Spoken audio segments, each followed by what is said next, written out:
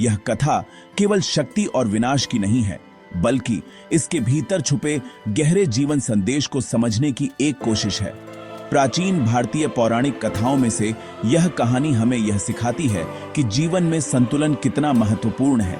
इस कथा में अहंकार, सम्मान, प्रेम, क्रोध और करुणा के तत्वों के माध्यम से एक गहन संदेश छुपा है। यह एक ऐसी कथा है जो केवल इतिहास का हिस्सा नहीं है, बल्कि हर युग में प्रासंगिक रही है। कहानी की शुरुआत उस समय से होती है जब देवताओं के राजा दक्ष, जिन्होंने ब्रह्मा जी की संतान के रूप में जन्म लिया था, अपनी शक्ति और प्रतिष्ठा के कारण अहंकार से भर जाते हैं। दक्ष का मानना था कि वह सबसे श्रेष्ठ हैं और उनके सामने किसी की भी कोई विशेषता नहीं टिक सकती। इस कथा में उनके अहंकार का परिणाम कैसे विनाशकारी बनता है, यह जानना अत्यंत रोचक है। यहाँ यह भी समझना आवश्यक है कि दक्ष का अहंकार केवल व्यक्तिगत नहीं था, बल्कि यह उनके पूरे समाज और परिवार पर प्रभाव डालता था। वे अपने रिश्तों को अपने अहंकार की बलि चढ़ा देते हैं और यह किसी भी व्यक्ति या राजा के लिए कितना खतरनाक हो सकता है, यह इस कथा से स्पष्ट होता है। आखिरकार यह कहानी हमें यह भी बताती है कि अहंकार के कारण ही एक परिवार और समाज में अशांति फैल सकती है। राजा दक्ष को देवताओं में बहुत ही महत्वपूर्ण स्थान प्राप्त था। वे ब्रह्मा के पुत्र थे और अपनी शक्ति और विद्वत्ता के लिए प्रसिद्ध थे। दक्ष की पुत्री सती, जिनका विवाह शिव से हुआ, अपार सौंदर्य और भक्ति की प्रतीक मानी जाती थी। सती का स्वभाव इतना कोमल और प्रेममयी था कि वे सभी के दिलों में विशेष स्थान रखती थीं। सती की शिव के प्रति अपार भक्ति और प्रेम कथा का एक महत्वपूर्ण हिस्सा है। अब आते हैं भगवान शिव पर, जिन्हें त्रिदेवों में से एक माना जाता है। शिव का व्यक्तित्व धीर गंभीर, अत्यंत शक्तिशाली और करुणामय था। वे सृजन और संहार दोनों के देवता थे। शिव का जीवन सादगी और तपस्या से भरा था। उन्हें भस्म रमाने वाले, चिता पर बैठने वाले और योगी के रूप में जाना जाता था। शिव का सती के प्रति प्रेम और उनकी करुणा अंततः इस कथा की दिशा तय करती है। दक्ष, सती और शिव के बीच के संबंध इस कथा की धुरी है।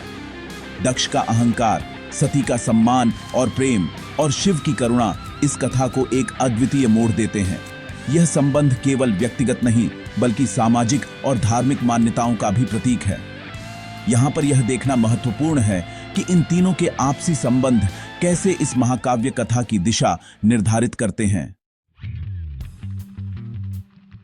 जब दक्ष ने अपनी पुत्री सती का विवाह शिव के साथ किया, तो यह युगों युगों तक याद की जाने वाली घटना बन गई। शिव को एक आदर्श पति के रूप में देखा जाता था और सती का प्रेम उनके प्रति अटूट था। दक्ष, जो स्वयं एक प्रख्यात राजा थे, शिव की सादगी और योगी जीवन से प्रभावित नहीं थे। उनके लिए शिव का स्वरूप और जीवन शैली एक पहेली थी, जिसे वे कभी स्वीकार नहीं कर पाए। दक्ष के मन में शिव के प्रति एक प्रकार का पूर्वाग्रह था।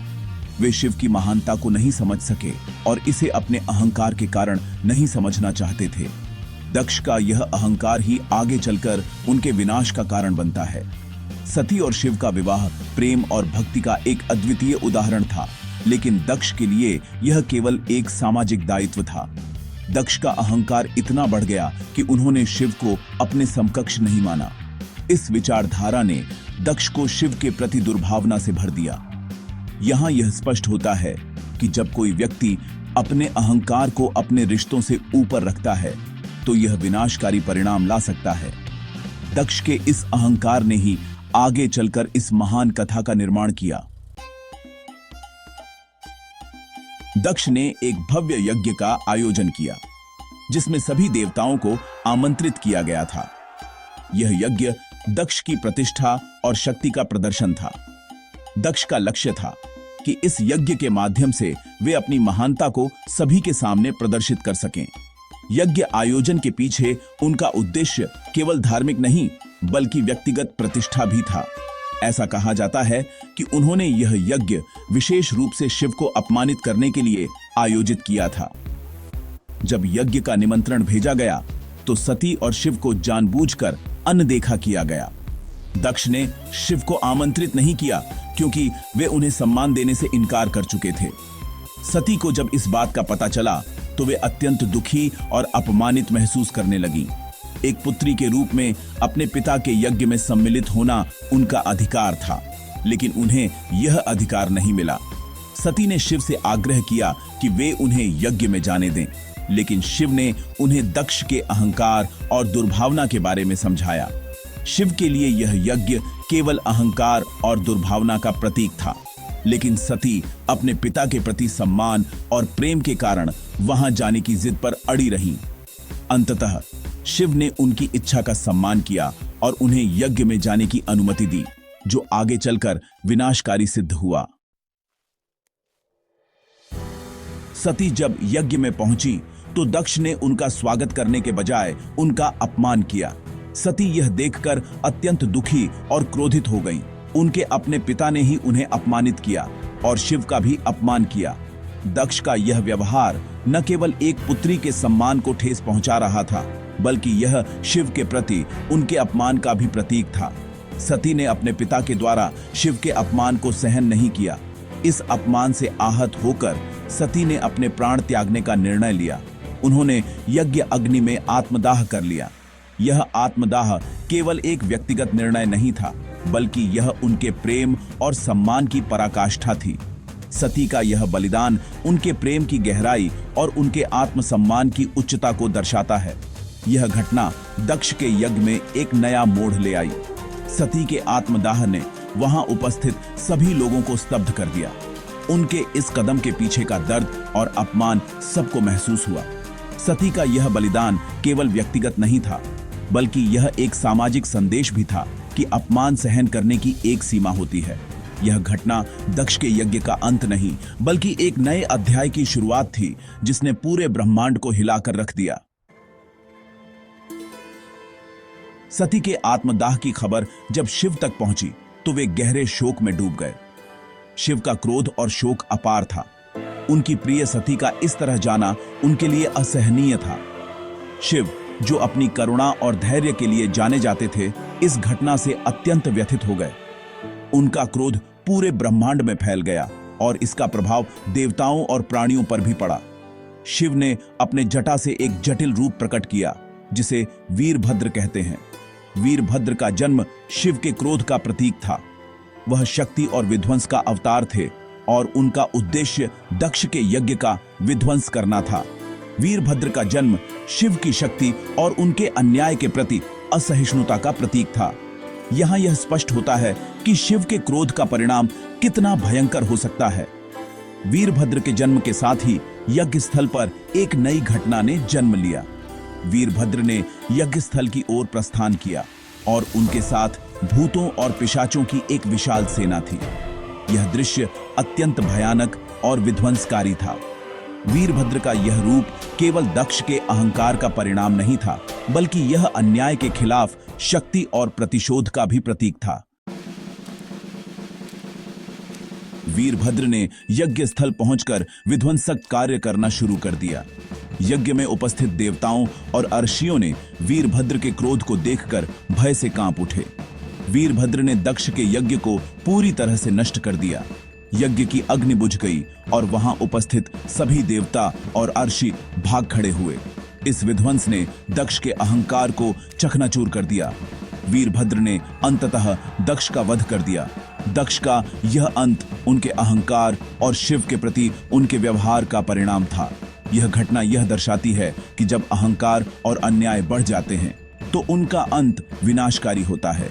वीरभद्र का यह कदम एक प्रतीकात्मक संदेश था कि अन्याय के खिलाफ खड़ा होना आवश्यक है।